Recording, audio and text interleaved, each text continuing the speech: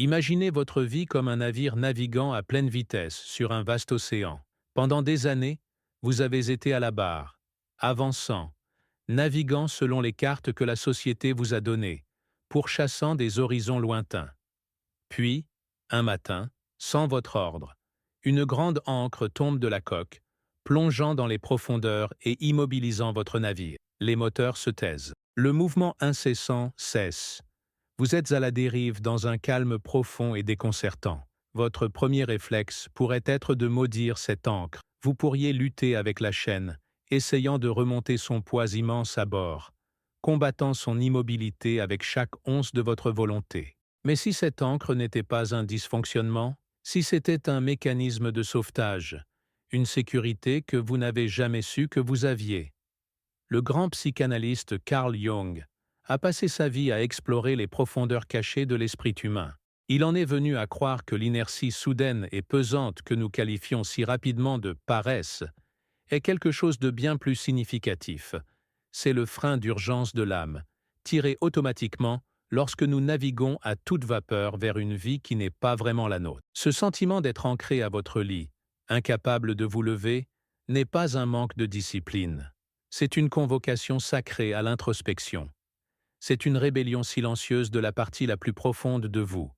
Une partie qui refuse de dépenser une seule goutte d'énergie supplémentaire pour alimenter un voyage qui trahit son essence. Dans les moments qui suivent, nous n'allons pas seulement parler de ce sentiment, nous allons marcher directement dans son silence. Nous allons explorer pourquoi votre psyché exige parfois un arrêt complet.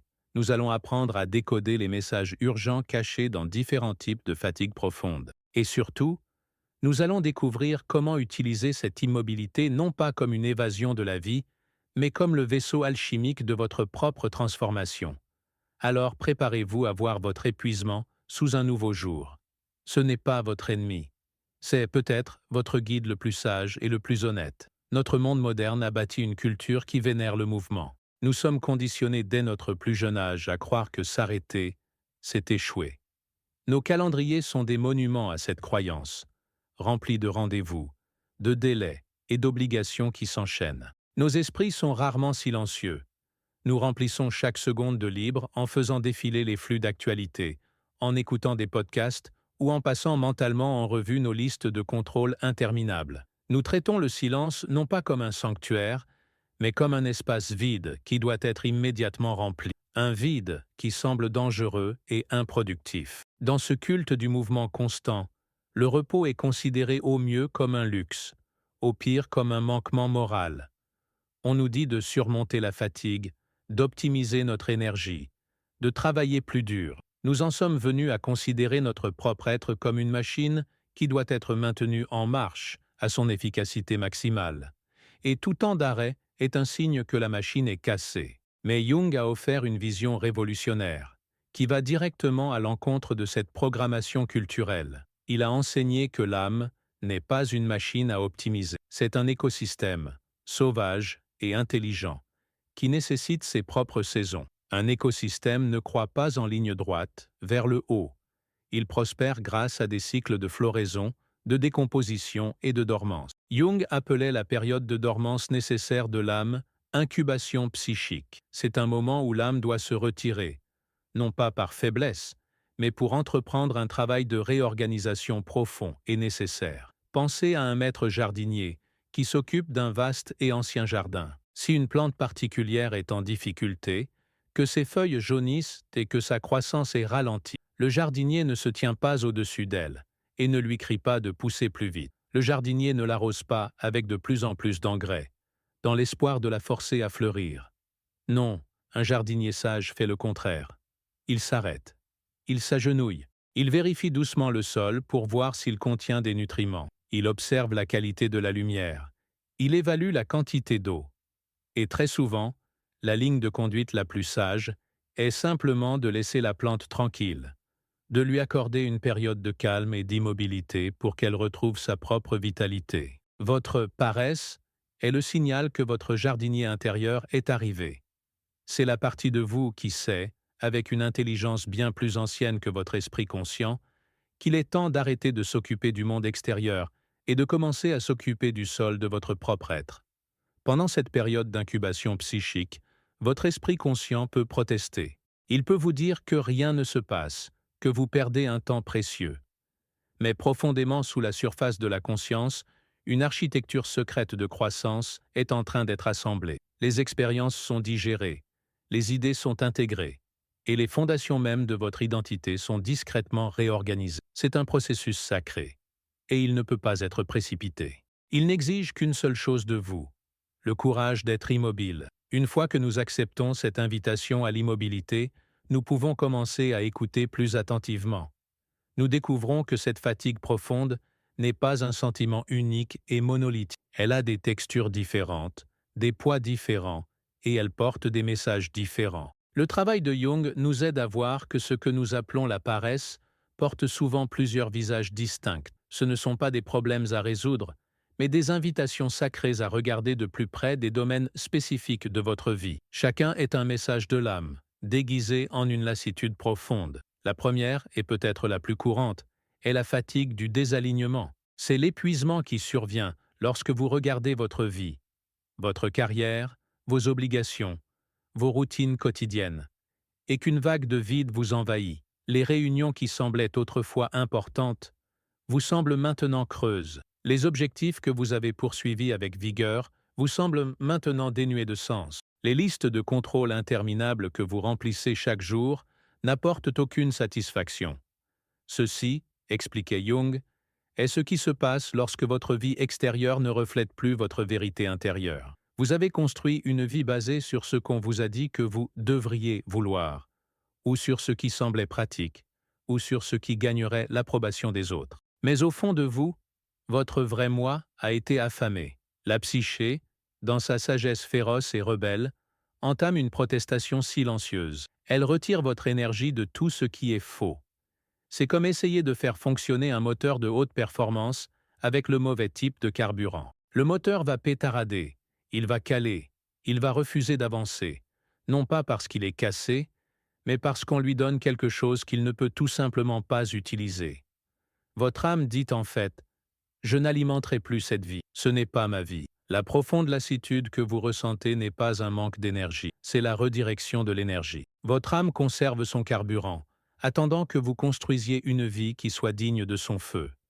Mais parfois, le poids que nous ressentons ne vient pas de la vie que nous vivons actuellement, mais d'une vie qui s'est déjà terminée, une vie que nous n'avons jamais correctement pleurée.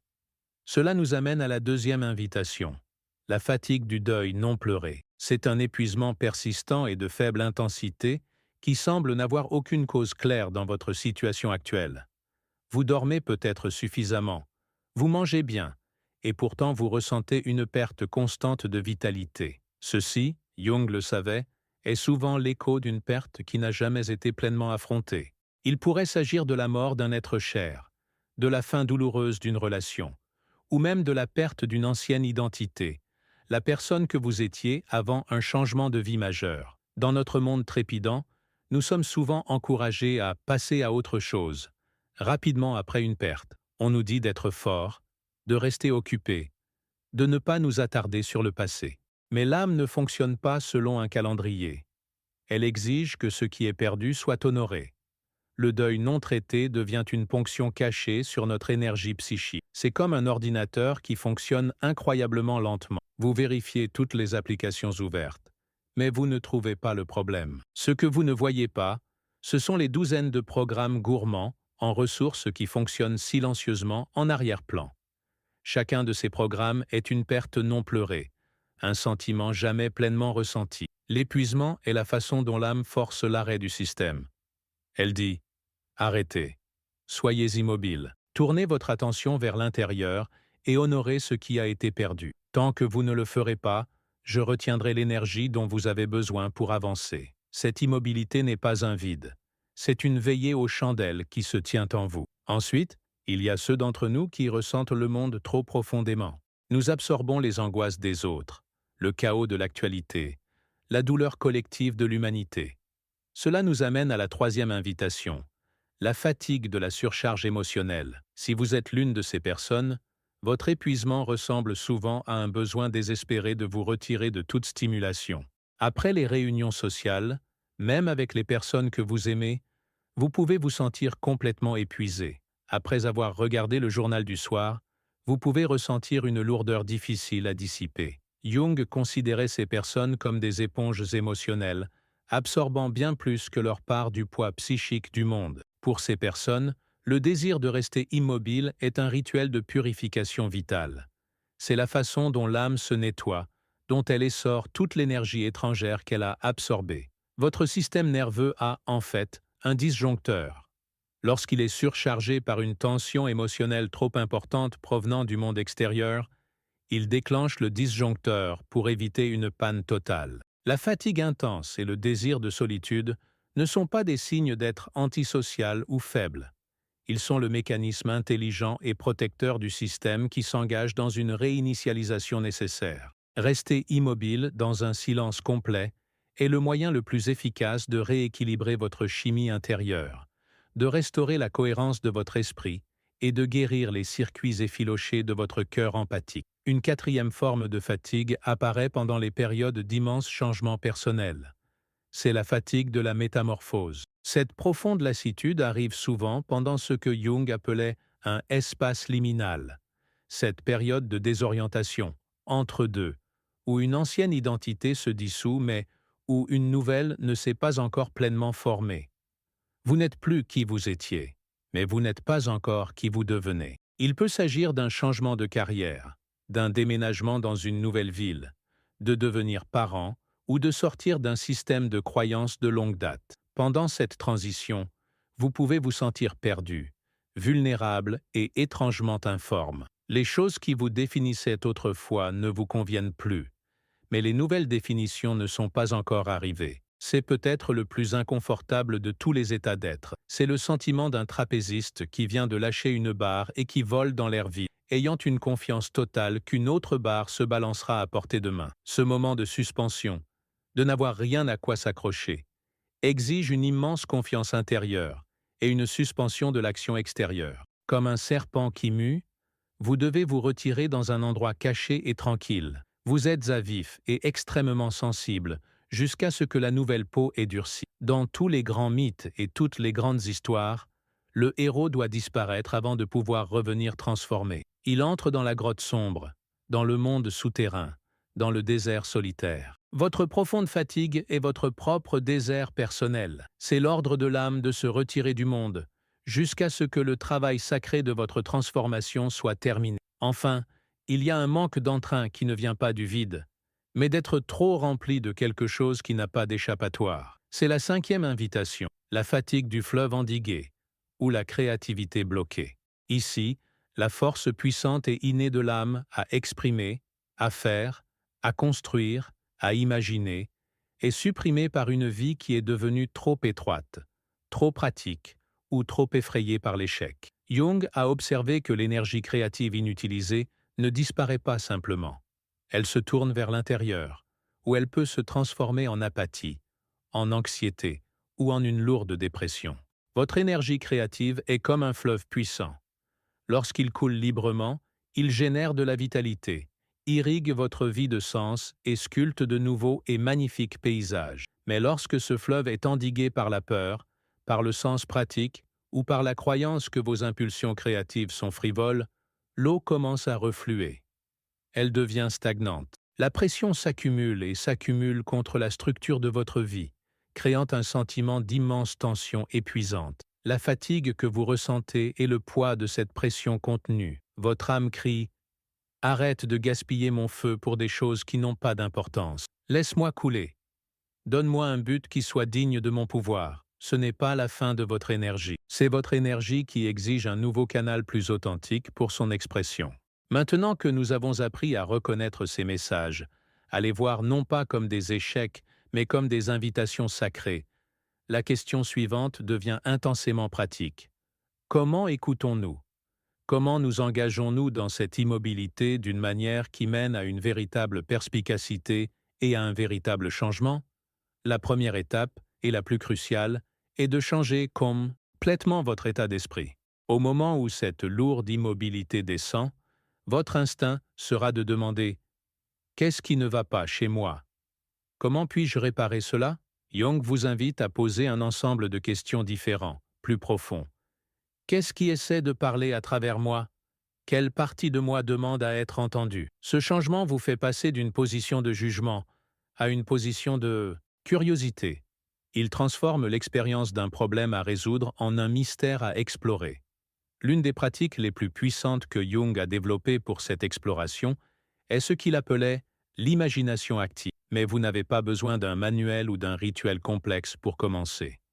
Vous avez seulement besoin d'un stylo, de papier et d'une volonté d'être présent avec vous-même. Lorsque ce sentiment de lourde inertie revient, au lieu de le combattre ou de vous en distraire, asseyez-vous simplement avec lui. Prenez votre stylo et commencez à écrire sans censurer, sans juger, sans essayer de donner un sens. Laissez vos pensées vagabonder comme une rivière. Écrivez des fragments de sentiments, des rêves à moitié oubliés, des images récurrentes, même des mots absurdes. Le but n'est pas de produire un essai cohérent, mais d'ouvrir un canal direct vers l'inconscient. Laissez tout couler sur la page. Jung a constaté que grâce à ce flux de conscience non filtré, l'inconscient commence à révéler son propre langage.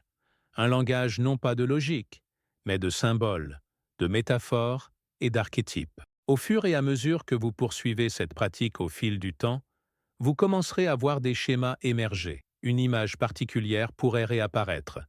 Une porte verrouillée, un arbre stérile, un bateau vide. Une phrase ou un sentiment pourrait refuser de vous laisser tranquille. Suivez ces fils doucement. Ils sont la boussole de la psyché, vous indiquant la source de votre fatigue et le sens caché en elle. Pour guider ce dialogue intérieur, Jung a proposé quelques questions sacrées à garder à l'esprit pendant que vous vous reposez dans cette immobilité. Ce ne sont pas des questions auxquelles il faut répondre avec la logique, mais des incitations à ressentir. La première est: quelle partie de ma vie demande à être protégée? Cette question vous aide à voir que votre fatigue pourrait être une stratégie défensive, une façon dont votre âme protège une partie vulnérable et émergente de vous contre les dures exigences de votre vie actuelle. Elle peut protéger votre créativité d'un travail qui brise l'âme, ou votre sensibilité d'une relation toxique. La deuxième question est: quelle vieille peau est maintenant prête à être jetée? Cela vous incite à identifier les croyances, les identités, les habitudes ou les relations que vous avez dépassées. Votre épuisement est souvent le simple effort d'essayer de transporter ces vieilles peaux longtemps après qu'elles ont cessé de vous convenir. La troisième question, et peut-être la plus puissante, est: quelle nouvelle vie attend dans les coulisses pour naître? Cette question déplace votre attention de ce qui se termine vers ce qui commence. Elle vous aide à ressentir les pousses subtiles d'un nouveau moi, d'une nouvelle passion, d'une nouvelle façon d'être qui attendent tranquillement que vous créiez suffisamment d'espace pour qu'elles émergent. Les réponses à ces questions arrivent rarement sous forme de pensées claires et rationnelles. Elles se présentent comme des sensations subtiles, une chaleur soudaine dans votre poitrine, une sensation de légèreté, une image inattendue de feu ou d'eau qui clignote dans l'œil de votre esprit. C'est le langage de votre moi profond. Et apprendre à faire confiance à ces signaux subtils est la clé pour vous sortir de l'immobilité et entrer dans un nouveau chapitre de votre vie. Cela nous amène alors à un paradoxe profond. Après tout ce travail intérieur d'écoute et de questionnement, parfois l'action la plus puissante et transformatrice que vous puissiez entreprendre est de ne absolument rien faire. Ce n'est pas le « ne rien faire » inconscient et lourd d'avant. C'est un choix conscient et intentionnel. C'est une rébellion sacrée contre l'exigence incessante de performance. C'est choisir simplement d'être plutôt que de constamment faire. Se reposer non pas comme une évasion, mais comme un acte radical de confiance dans votre propre processus intérieur. Lorsque vous vous reposez de cette manière consciente, vous honorez le rythme ancien que toute la nature suit, un cycle de croissance, d'immobilité et de renaissance. Vous ne luttez plus contre votre propre nature. Vous participez à son pouls plus profond. Jung a été profondément influencé par l'art ancien de l'alchimie, et il considérait la psyché humaine comme un vaisseau alchimique où la transformation se produit. Dans l'alchimie médiévale, le matériau de base, le plomb, qui devait être transmuté en or, devait d'abord passer par une étape appelée le négrado, ou le noircissement. Dans cette étape, le matériau était scellé dans un récipient et chauffé, ce qui le faisait se décomposer, se dissoudre et se putréfier en une masse noire uniforme. Les alchimistes croyaient que cette dissolution de l'ancienne forme était absolument essentielle, avant qu'une nouvelle forme, plus précieuse, puisse émerger. Votre âme suit cette même loi immuable. La période d'immobilité sacrée, de sentiment d'être perdu et sans forme dans l'obscurité, est votre négrado personnel. C'est l'obscurité nécessaire, où les vieilles parties plombées de votre vie, les fausses identités, les croyances dépassées, les chagrins non pleurés, peuvent se dissoudre complètement. C'est terrifiant, car cela ressemble à une fin, voire à une mort. Mais les alchimistes savaient que ce n'était pas la fin. C'était la première étape cruciale. Vous devez faire confiance à ce processus. Vous devez permettre la dissolution. Et ce qui est vraiment remarquable, c'est que la science moderne commence à affirmer ce que les anciens mystiques et alchimistes savaient depuis toujours. Les neurosciences ont découvert ce qu'on appelle le réseau du mode par défaut, RMPD, du cerveau. Ce réseau de régions cérébrales interagissant devient le plus actif non pas lorsque vous êtes concentré sur une tâche, mais précisément lorsque vous vous reposez, rêvassez ou laissez votre esprit vagabonder. Et que fait ce réseau? Il intègre les souvenirs, relie les idées disparates, contemple l'avenir et tisse un sens cohérent de soi. En d'autres termes, votre cerveau construit littéralement du sens et construit votre identité pendant que vous restez immobile. La sagesse ancienne et la science moderne convergent vers une vérité puissante. L'immobilité est l'architecture de la transformation. Et puis un jour, le processus s'achève. Vous pouvez vous réveiller un matin et constater que le monde semble différent. Les couleurs semblent plus vives.